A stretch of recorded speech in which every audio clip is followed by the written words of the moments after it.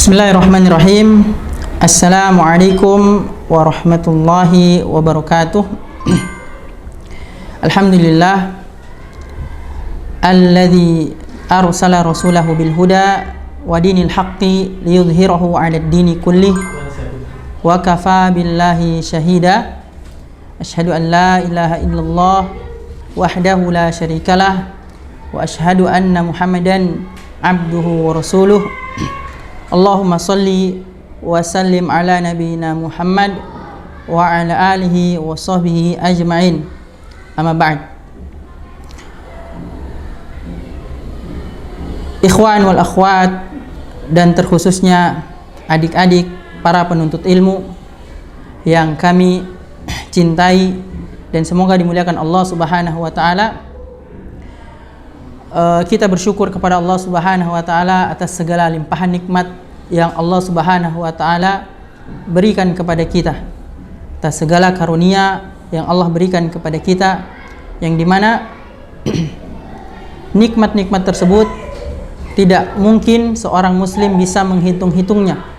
Tidak mungkin seorang muslim dia bisa untuk menghitung-hitung betapa banyak nikmat Allah Subhanahu wa taala tersebut.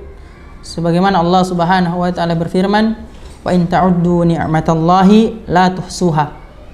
Sekiranya kalian menghitung-hitung nikmat Allah Subhanahu wa taala, niscaya kalian tidak akan sanggup untuk menghitungnya. Bahkan nikmat-nikmat tersebut ada di dalam diri-diri kita. Wa fi anfusikum afalat tubsirun.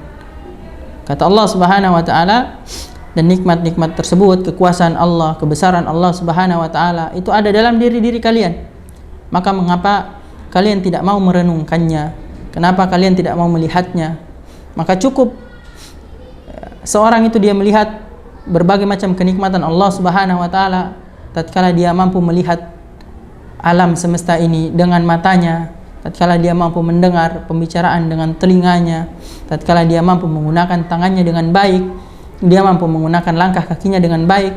Ini kenikmatan yang sangat banyak. Oleh karenanya seorang muslim senantiasa dia bersyukur kepada Allah Subhanahu wa taala. Salawat dan salam semoga senantiasa tercurahkan, terlimpahkan kepada nabi kita Muhammad sallallahu alaihi wasallam, keluarga beserta para sahabatnya radhiyallahu anhum, dan orang-orang yang senantiasa mengikuti mereka dengan baik. Ikhwan wal akhwat dan adik-adik yang semoga dimuliakan Allah Subhanahu wa taala, bermajelis atau mendatangi majelis-majelis ilmu ini sesuatu yang sangat mulia, dan di antara kenikmatan yang Allah Subhanahu wa taala berikan kepada kita. Kalau kita melihat di luar sana, masih banyak saudara-saudara kita, teman-teman kita, bahkan kerabat-kerabat kita yang masih jauh dari majelis-majelis ilmu. Padahal kalau kita lihat keutamaan dari majelis ilmu ini, keutamaannya sangat banyak sekali. Ya. Salah satunya hadis yang familiar, yang sering kita dengar. Tentunya seorang penuntut ilmu, dia sering mendengarkan hadis ini. Kata Nabi SAW, وَمَنْ سَلَكَ طَرِيقًا يَلْتَمِسُ فِيهِ عِلْمًا سَهَلَ اللَّهُ لَهُ بِهِ طَرِيقًا إِلَى الْجَنَّةِ. Barang siapa yang dia itu وَمَنْ سَلَكَ طَرِيقًا, dia menempuh sebuah jalan, menempuh suatu jalan, yaltamisu fi ilman, yang dimana dia menempuh jalan tersebut dalam rangka menuntut ilmu. Tentunya ilmu yang dimaksud di sini ilmu syariatillah, ilmu tentang syariatnya Allah Subhanahu wa taala, yang dimana di dalamnya terdapat pujian dan sanjungan Allah Subhanahu wa taala. Ketika dia keluar dari rumahnya untuk menuntut agama ini, menuntut ilmu agama ini, sahalallahu lahu bihi thariqan ilal jannah, maka Allah Subhanahu wa taala akan mempermudah baginya jalan untuk menuju surganya Allah Subhanahu wa taala. Kemudian di antara keutamaan majelis ilmu, menuntut ilmu juga, sebagaimana di lanjutan hadis ya yang diriwayatkan oleh Imam Muslim juga, kata Nabi sallallahu alaihi wasallam, "Wa majtama'a qaumun fi baitin min buyutillah yatluna kitaballah wa yatadarasunahu bainahum illa nazalat alaihimus sakinah wa ghasyiyatuhumur rahmah wa hafathumul malaikah wa dzakarahumullahu fi man indah." Diriwayatkan Imam Muslim, kata Nabi SAW, tidaklah suatu kaum mereka berkumpul di antara rumah-rumah Allah Subhanahu wa taala. Mereka saling membaca ayat-ayat Allah Subhanahu wa taala, mengajarkan ayat-ayat Allah Subhanahu wa taala satu dengan yang lainnya, illa nazalat alaihimus sakinah, kecuali pasti Allah Subhanahu wa taala berikan ketenangan di dalam hati-hati mereka. Siapa dari kita yang tidak menginginkan ketenangan di dalam hidup kita?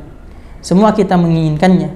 Bahkan kita melakukan berbagai macam upaya untuk mendapatkan harta, kedudukan, jabatan, dan semua yang kita inginkan dari dunia ini. Pada hakikatnya yang kita inginkan adalah kebahagiaan. Yang kita inginkan adalah ketenangan dari itu semua. Namun betapa banyak mereka yang kemudian salah jalan mencari jalan ketenangan tersebut. Maka menuntut ilmu ini adalah salah satu jalan menuju ketenangan. Salah satu jalan mendapatkan ketenangan hidup, mendapatkan ketentraman hati. Oleh karenanya Nabi SAW mengatakan, illa nazalat alaihimus sakinah. Orang-orang yang berkumpul di rumah-rumah Allah, mereka membaca ayat-ayat Allah, mereka saling mengajarkan satu dengan yang lainnya, Allah berikan ketenangan di dalam hati mereka. Wa ghasyiyatuhumur rahmah, Allah berikan kasih sayangnya kepada mereka, rahmat Allah Subhanahu wa taala. Bagi para penuntut ilmu ini, bagi orang-orang yang datang di majelis ilmu. Kemudian wa hafathumul malaikah, para malaikat mereka berkumpul, ya. Di sebagian riwayat dijelaskan para malaikat senantiasa mendoakan mereka, sampai hewan-hewan di laut ikut mendoakan para penuntut ilmu. Luar biasa di antara keutamaan menuntut ilmu ini. Wa dzakarahumullahu fiman indah. Dan Allah Subhanahu wa taala sebut-sebut mereka di sisi para malaikat. Atau sebagaimana dikatakan oleh Nabi sallallahu alaihi wasallam. Ya. Intinya betapa ilmu ini dan majelis ilmu ini sesuatu yang sangat mulia dan sesuatu yang jangan sampai seorang muslim dia melewatkannya. Namun keutamaan yang sangat besar ini tentulah tidak akan begitu saja kita dapatkan, kecuali ketika kita menerapkan adab-adab di dalam menuntut ilmu, adab-adab di dalam bermajelis ilmu yang sekiranya melengkapi keutamaan-keutamaan dari majelis ilmu tersebut, yang semoga dengan adab-adab yang kita akan pelajari ini membuat kita mendapatkan berbagai macam keutamaan dan keagungan dari majelis-majelis ilmu tersebut. Di antara adab-adab majelis ilmu, ketika kita bermajelis ilmu, ketika kita belajar, ketika kita menuntut ilmu, yang pertama tentunya adalah senantiasa mengikhlaskan niat kita karena Allah Subhanahu wa taala. Ikhlasun niyati lillah, memurnikan dalam menuntut ilmu itu hanyalah mengharapkan wajahnya Allah Subhanahu wa taala.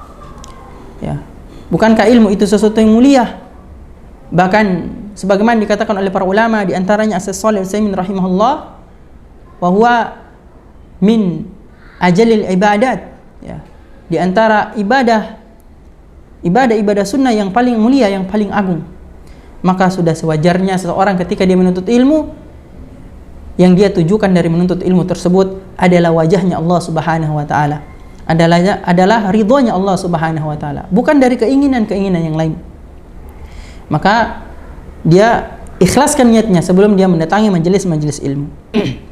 Kemudian yang selanjutnya, yang kedua, adab dari bermajelis ilmu adalah mengucapkan salam ketika dia masuk, begitu pula dia keluar dalam majelis ilmu.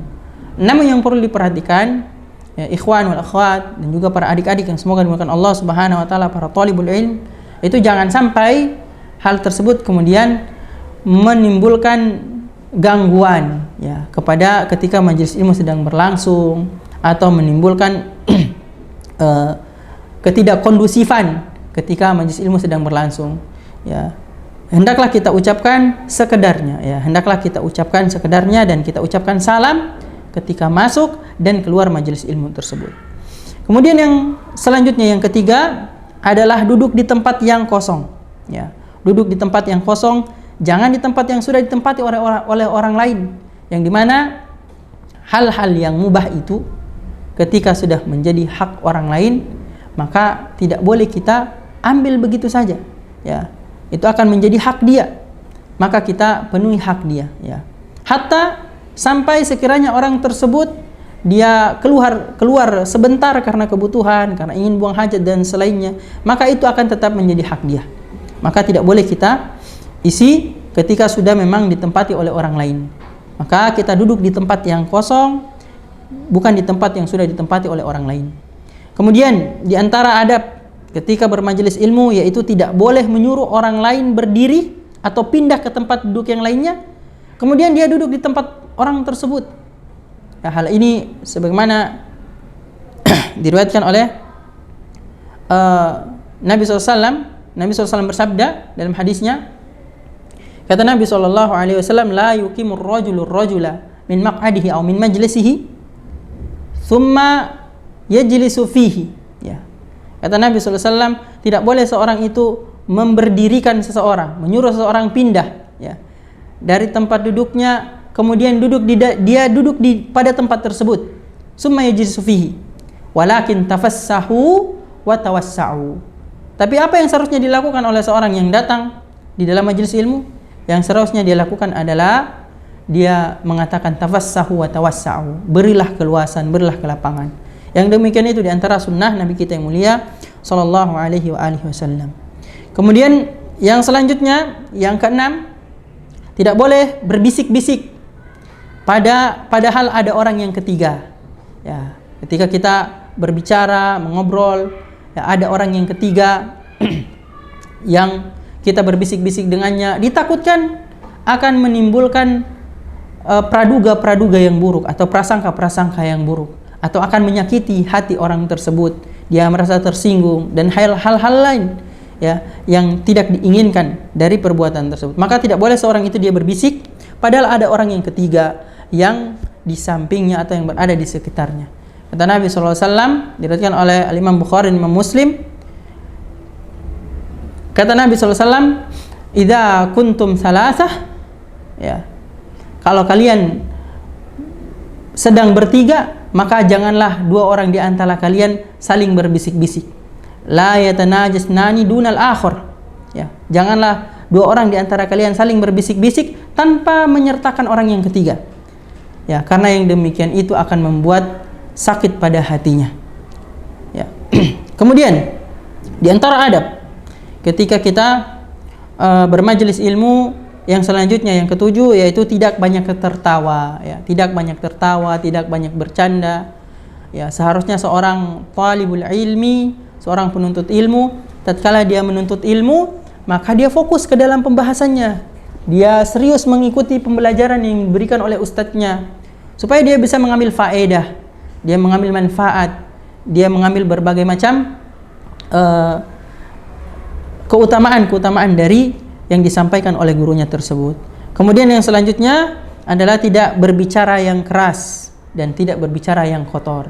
Majelis ilmu itu majelis yang mulia, di antara taman-taman surga Allah Subhanahu wa taala. Maka tidak pantas hal-hal yang kotor, yang keras ada di dalam berbicara yang keras, ya, atau berbicara yang kotor ada di dalam majelis ilmu tersebut.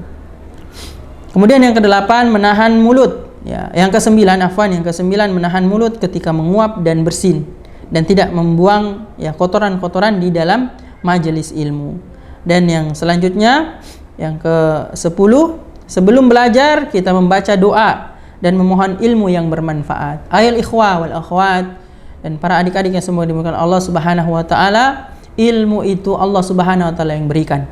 Ilmu itu adalah karunia dari Allah Subhanahu wa taala. Maka minta hal itu kepada Allah Subhanahu wa taala. Allahumma inna nas'aluka ilman nafi'an wa rizqan thayyiban wa amalan mutaqabbala. Ya Allah, kami minta kepadamu ilmu yang bermanfaat.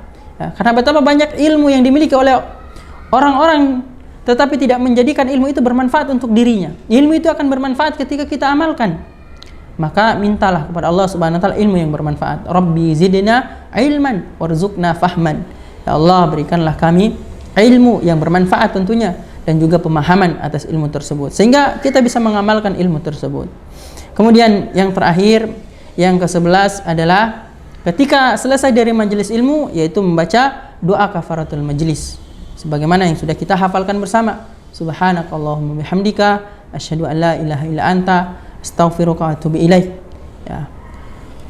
Maka semoga dengan adab-adab tadi Allah Subhanahu wa taala memberikan kita ilmu yang bermanfaat dan kita termasuk di antara hamba-hambanya yang termasuk orang-orang yang menuntut ilmu agama Allah Subhanahu wa taala yang sudah kita sampaikan keutamaan-keutamaannya di awal tadi, memudahkan kita untuk menuju surganya Allah Subhanahu wa taala dan mendatangkan berbagai macam keutamaan, di antaranya ketenangan yang Allah Subhanahu wa taala janjikan lewat lisan Nabi kita Muhammad sallallahu alaihi wasallam. Semoga apa yang kami sampaikan ini bermanfaat untuk diri kami pribadi dan kepada kita semuanya. Semoga Allah Subhanahu wa taala senantiasa memberikan taufik dan hidayahnya kepada kita dan menganugerahkan kita kemudahan di dalam mengamalkan ilmu-ilmu yang telah kita pelajari.